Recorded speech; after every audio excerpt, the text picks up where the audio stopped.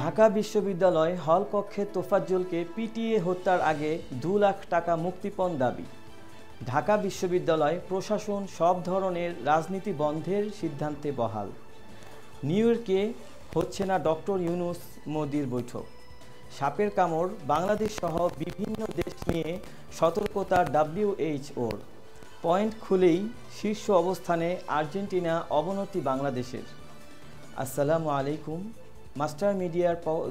Master মিডিয়ার দুপুরের সংবাদে সবাইকে আমন্ত্রণ জানাচ্ছি। আমি মোহাম্মদ সাদ্দাম হোসাইন জাহিন। এতক্ষণ শুনছিলেন প্রধান সংবাদের শিরোনামগুলো। এবারে যাচ্ছি পুরো খবরে। চোর সন্দেহে ঢাকা বিশ্ববিদ্যালয়ের ফজলুল হক মুসলিম হলের অতিথি কক্ষে তোফাজ্জলকে আটকে পিটিয়ে হত্যা করে একদল শিক্ষার্থী। বুধবার রাতে কয়েক ঘন্টা ধরে দফায় দফায় মারধরে এই ব্যক্তির মৃত্যু হয়। রাত 12টা কয়েকজন শিক্ষার্থী তোফাজ্জলকে হাসপাতালে নিয়ে গেলে চিকিৎসক তাকে মৃত ঘোষণা করে। হত্যার পূর্বে তোফাজ্জলকে আটকে রেখে 2 লাখ টাকা মুক্তিপণ দাবি করা হয় বলে অভিযোগ জানায় তোফাজ্জলের ভাবি। অন্যদিকে ঢাকা ও জাহাঙ্গীরনগর বিশ্ববিদ্যালয়ে একই দিনে দুজনকে পিটিয়ে হত্যার ঘটনায় দেশজুড়ে তীব্র ক্ষোভের সৃষ্টি হয়েছে।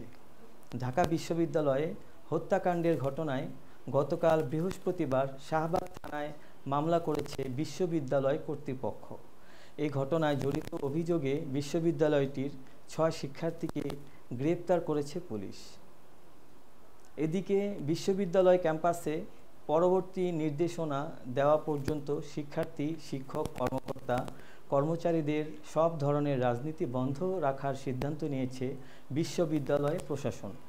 বৃহস্পতিবার রাতে ঢাবির প্রশাসনিক ভবনে উপাচার্য লাউঞ্জে অনুষ্ঠিত জরুরি সিন্ডিকেট সভায় এই সিদ্ধান্ত নেওয়া হয়।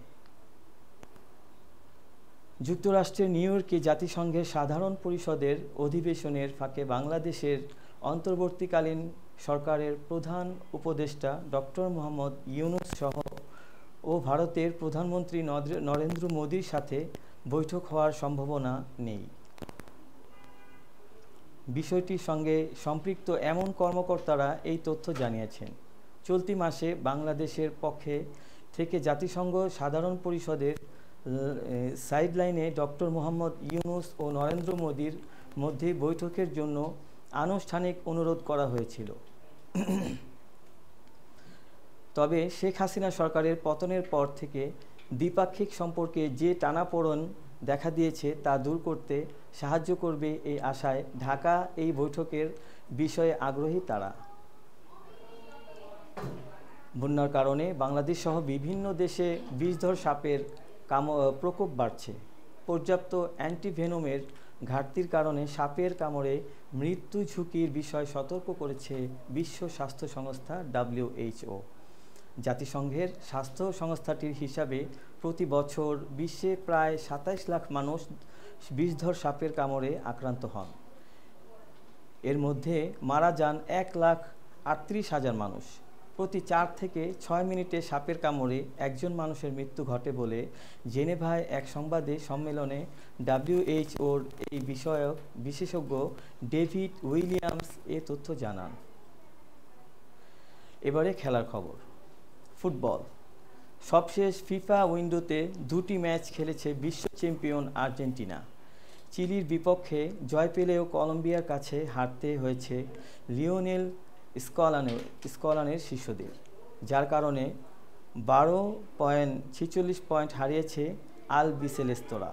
পয়েন্ট হারলেও শীর্ষস্থান ধরে রেখেছে বর্তমান বিশ্ব চ্যাম্পিয়নরা। অন্যদিকে পা পিছলে গিয়েছে বাংলাদেশের। আগের 184 থেকে 2 ধাপ পিছিয়ে হ্যাভিয়ের ক্যাবেরারের দলের বর্তমান অবস্থান 186। এটিতে জয় ও একটিতে হেরে যায় জামাল ভুঁইয়ার দল। এতে র্যাঙ্কিংয়ে বিরূপ প্রভাব পড়েছে বাংলাদেশের। দর্শক, এই ছিল এখনকার আয়োজনে। পরবর্তী সংবাদ দেখার আমন্ত্রণ জানাচ্ছি।